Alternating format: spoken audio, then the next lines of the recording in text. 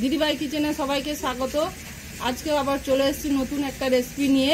ডিমের কেক বানিয়ে ঝোল বানাবো। তো সেটা প্রথমে আমি চলুন এবার শুরু করা যাক। কেক বানানোর জন্য প্রথমে আমি নিয়েছি 2টো পেঁয়াজ, 7-8টা কাঁচা লঙ্কা, সরষের তেল। তো এখন আমি পেঁয়াজটা কেটে নেব।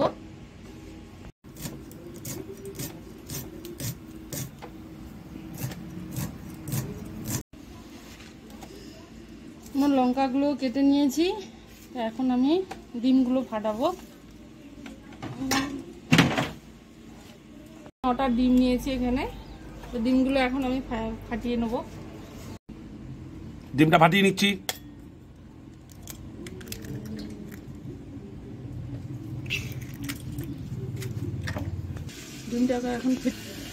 ডিমগুলোকে এখন ভালো করে ফেটিয়ে নেব।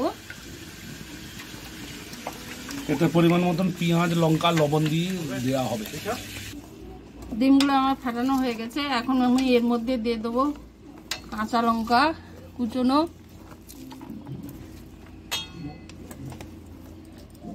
পেঁয়াজ কুচানো,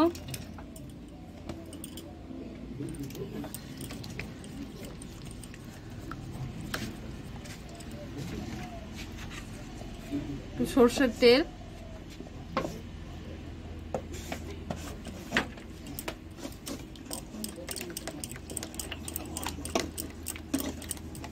পরিমাণ মতো লবণ,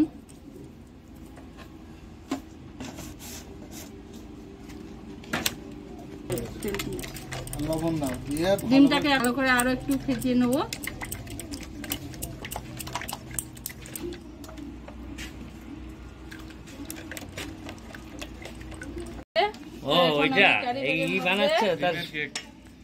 ক্যারিকের মধ্যে বাইরে ফেলে দাও, ঢেলে নিচ্ছি। এটাকে আমি সুন্দর করে বেঁধে নেব। এখন আমি এই জলটার মধ্যে দিয়ে দেবো।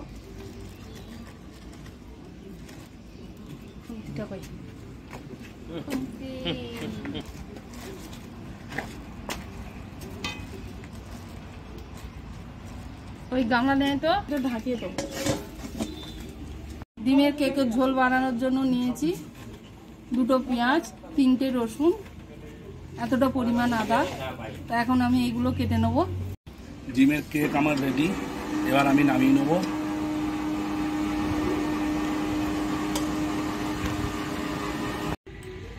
এখন কেকটা আমার রেডি হয়ে গেছে। এইটাকে আমি ছুরি দিয়ে পিস পিস করে কেটে নেব।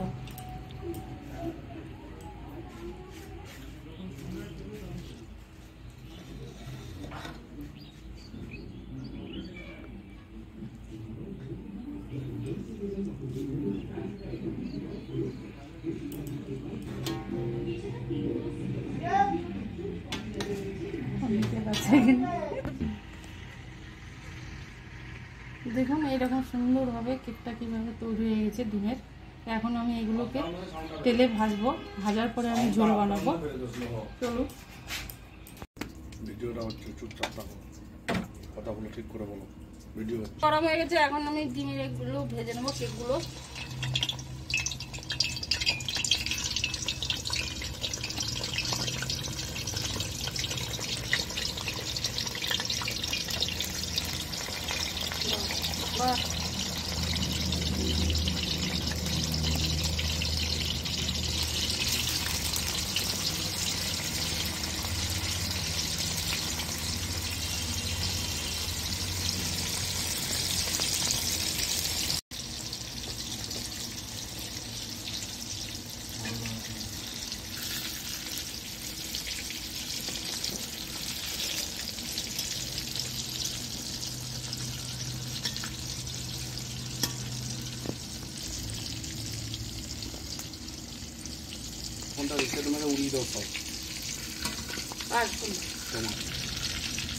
এখন আমার কেকগুলো ভাজা হয়ে গেছে। এরকম লাল করে ভেজে নিয়েছি।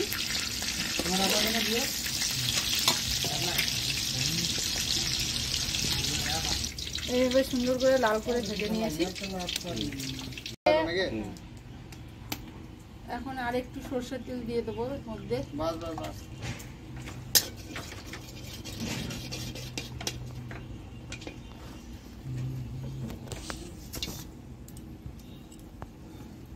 আমি রসুনটা ভেজে নেব, হালকা করে রসুনটা ভেজে নেব। এখন এর মধ্যে তেলটা গরম হয়ে গেছে, রসুনগুলো দিয়ে দিচ্ছি।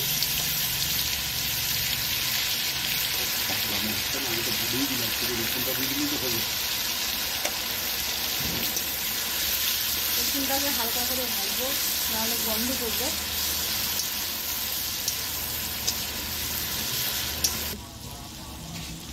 রসুন আমার হালকা ভাজা হয়ে গেছে, এখন এর মধ্যে আমি পেঁয়াজ দিয়ে দিচ্ছি।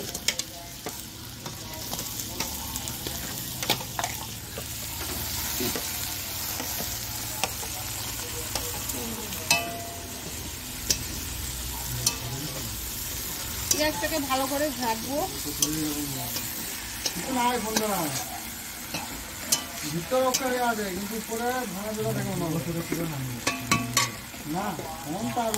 পেঁয়াজটা তাড়াতাড়ি জীর্ণ হয়ে যাবে।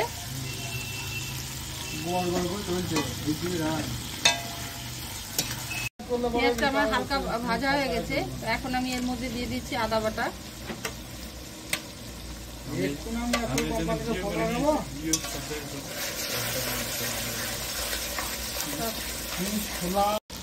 পেঁয়াজ ভাজা হয়ে গেছে, এখন আমি 1 চামচ লঙ্কার গুঁড়ো দিয়ে দিচ্ছি।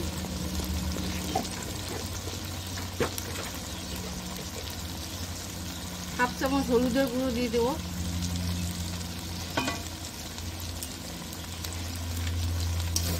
এটাকে ভালো করে একটু দেবো, মশলাটাকে ভেজে নেবো।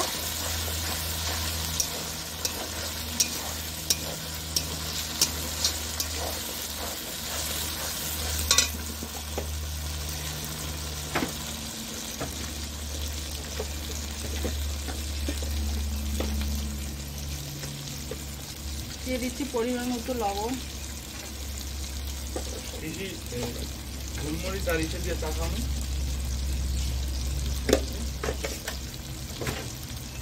রাখাই না, ভালো তো, প্রত্যেক সময় কাজে লাগবে।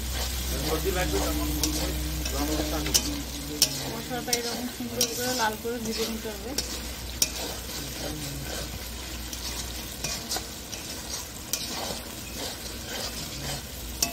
মশলাগুলো আমার ভাজা হয়ে গেছে, এখন এর মধ্যে দিয়ে দেবো আলু।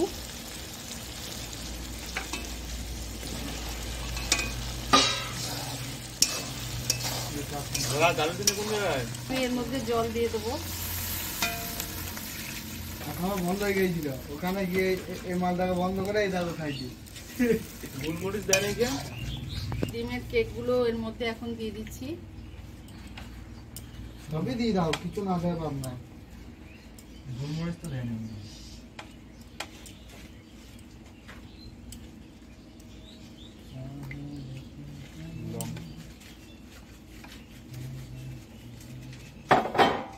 কিছুক্ষণের জন্য এটাকে ফোটাবো, আলুটা সেদ্ধ হওয়ার জন্য। নামিয়ে নেব।